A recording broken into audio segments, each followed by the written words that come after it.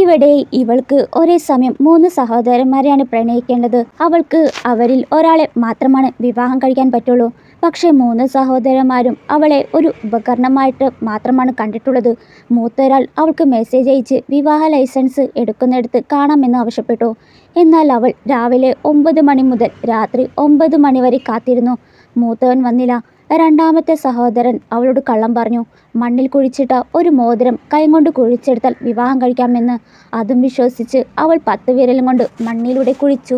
ഒരു മോതിരം കുഴിച്ചിട്ടില്ലെന്ന് അപ്പോഴാണ് അറിയുന്നത്. ഇളയവൻ അതിലും മാന്യനായിരുന്നു. അവൻ്റെ പിറന്നാൾ ദിനത്തിൽ എല്ലാവരെയും രസിപ്പിക്കാൻ വേണ്ടി അവളുടെ മുഖത്ത് കേക്ക് തേച്ചാൽ അവൾ വിവാഹം കഴിക്കാമെന്ന് പറഞ്ഞു. അങ്ങനെ അവൾ മുഖം മുഴുവൻ ക്രീമും കൊണ്ട് മൂടി.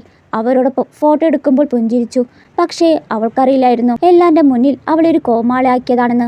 ഒരുപാട് വേദനകളിലൂടെ കടന്നുപോയ ശേഷം സഹോദരന്മാരിൽ ആരും അവളെ യഥാർത്ഥത്തിൽ സ്നേഹിച്ചിട്ടില്ലെന്ന് മനസ്സിലായി. ഉടനെ അവൾ മുത്തശ്ശിയെ കാണാൻ പോയി. സഹോദരന്മാരുടെ അമ്മാവനെ വിവാഹം കഴിക്കാനായി അനുവദിക്കണമെന്ന് അപേക്ഷിച്ചു. മുത്തശ്ശി ഉടനെ അമ്മാവനെ വിളിച്ച് അഭിപ്രായം ചോദിച്ചു. അവനും ഉടനെ അതിന് സമ്മതിക്കുകയാണ്.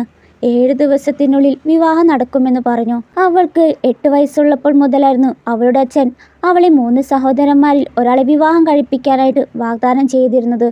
അവൾ വളർന്ന് അവരുടെ കുടുംബത്തിൽ നിന്ന് വിവാഹം കഴിക്കാനായി കാത്തിരുന്നു. അങ്ങനെ കല്യാണമെല്ലാം സെറ്റാക്കി അവൾ വീട്ടിൽ തിരിച്ചെത്തി. അപ്പോൾ അവിടെ 3 അവളെക്കുറിച്ച് പരിഹാസങ്ങൾ മാത്രമായിരുന്നു അവൾ കേട്ടത്. നേരെ അവരുടെ അടുത്തേക്ക് ചെന്ന് താൻ ആരെയും വിവാഹം കഴിക്കില്ലെന്നും വിളിച്ചു പറഞ്ഞു. എന്നാൽ 3 സഹോദരന്മാരും അവൾ പറയുന്നത് തന്നെ വിശ്വസിച്ചില്ല.